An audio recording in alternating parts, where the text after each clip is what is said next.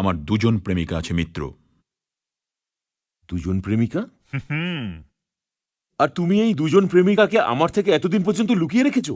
মিত্র, সত্যি করে বলো তো ওরা কে? আর যদি ওদের অপহরণ করতে হয় তবে আমাকে বলো, আমি এখনই যাচ্ছি। এই প্রেমিকাদের অপহরণ করা যাবে না মিত্র। আর মিলন তো সম্ভবত একজনের সাথেই হতে পারে।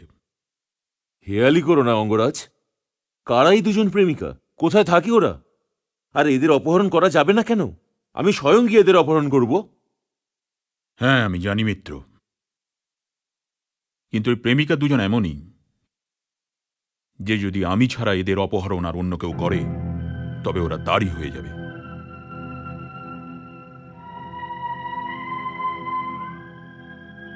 আমি বুঝলাম না মিত্র। এদের মধ্যে একজন অর্জুনের মৃত্যু আর দ্বিতীয়জন স্বয়ং আমার। অর্জুন বধ ছাড়া আমার জীবনে আর কোনো লক্ষ্যই নেই। তবে কি তুমি অর্জুন বধ করে আমার ভাগের আনন্দ আমার থেকে ছিনিয়ে নিতে পারবে? অর্জুন বধ তো এই অপমানের সমস্ত আঘাতের ওপর স্নেহ লেপ লাগিয়ে দেবে, যা জীবনভর আমার উপর লেগে রয়েছে। অর্জুন বধ তো এটা প্রমাণ করে দেবে যে সূতপুত্র রাধেয় কর্ম দ্বারা ক্ষত্রিয় হয়েছে। হে গান্ধারী পুত্র, আমার উপর তোমার আরো একটা ঋণ বেড়ে গেল যে তুমি আমাকে অর্জুন বধের অন্তিম সিদ্ধান্ত করে দিলে। এই কথা ভালোভাবেই বুঝে নাও মিত্র, যে আমি কেবল তোমার জীবন আর অর্জুনের মৃত্যুর জন্যই বেঁচে আছি। আজ আমার অপমানের একটা একটা ক্ষণ মনে পড়ে যাচ্ছে। ওই মুহূর্ত দিন রাত বিছের মতন আমাকে কামড়ে মারতে আসে। আমার শরীরে রক্ত নেই মিত্র, ওই বিষ বয়ে চলেছে।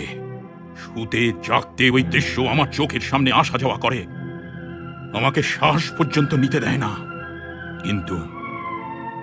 কিন্তু এখন আমার অপমানের কথা সমাপ্ত হবার সময় হয়ে এসেছে। প্রত্যেক মুহূর্তের সাথে সামনে এগিয়ে আসছে। মিত্র, চিন্তা করো না মিত্র, আমাকে শুভেচ্ছা দাও। যেবার শীঘ্রই আমার দুজন প্রেমিকার মধ্যে একজনের সঙ্গে অবশ্যই আমার মিলন হতে চলেছে। আচার্যের সেবাতে অধীরথের প্রণাম। তুমি তো মহারাজের সারথি ছিলে, তাই না? হ্যাঁ আচার্য বর। এ কি তোমার পুত্র? হ্যাঁ আচার্য বর। কি নাম তোমার? রাধেয়। রাধেয়? রাধেও কেন? ওর মায়ের নাম রাধা, তাই। তোমার নাম তোমার মুখমণ্ডলের তেজের সাথে একেবারে মিলছে না বৎস। তোমার মুখের ওপর তো সূর্যের তেজ রয়েছে। তুমি এর নাম কর্ণ রাখো। যথা আজ্ঞা। আচ্ছা বলো, তোমার এখানে আসা কি কারণে? ও অস্ত্রবিদ্যা শেখার জন্য জেদ করে যাচ্ছে আচার্য বর। আর অস্ত্রবিদ্যা শেখার জন্য কোনো পিতা তার পুত্রকে আপনি ছাড়া আর কার কাছেই বা নিয়ে যেতে পারে? আমি ওকে বিদ্যাদান দিয়ে অতি প্রসন্ন হতাম। ক্ষমা চাইছি আচার্য বর, আমি দান কখনো নিই না, আর বিদ্যা তো দান হিসাবে দেওয়াও যায় না।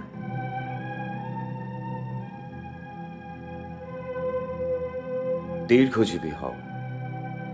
কিন্তু এই গুরুকুলে রাজপুত্র এবং ক্ষত্রিয়দের ছাড়া অন্য কাউকে শিক্ষা দেওয়া যায় না।